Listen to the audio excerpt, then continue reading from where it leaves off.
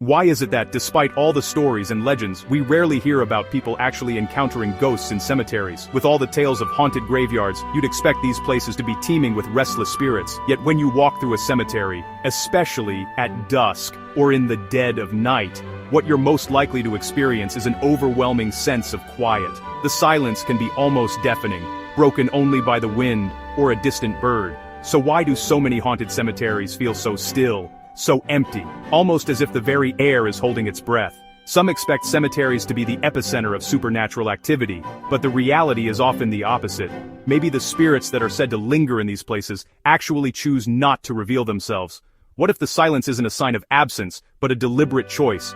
Imagine standing among rows of ancient stones, the air thick with history. You feel a chill, not just from the weather, but from the weight of all the lives remembered here. Now picture yourself as a spirit, bound to this place by love and family. You're there, maybe with an EVP recorder, hoping to catch a whisper from the other side.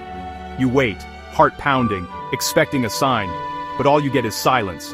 Thick, unbroken, and absolute. What if that silence is a kind of sacred hush? Maybe the spirits here aren't lost or angry, they're simply at peace or choosing to remain unseen. Here's a thought. What if many of the spirits in cemeteries are children, lying close to their parents, just as they did in life? In the past, families were often buried together, their names side by side on weathered stones. In life, would you let your child wander off to talk to a stranger in the dark, especially in a cemetery? Of course not. Maybe those instincts to protect, to stay close, linger even after death. So, when you walk through a cemetery at night, hoping for a ghostly encounter, consider this. Would you, as a parent, allow your child to approach a stranger? Probably not. The same rules of caution might apply, even in the afterlife. Maybe in death, those bonds of family and protection are just as strong as they were in life. Spirits might be protective, choosing silence over an encounter with someone they don't know.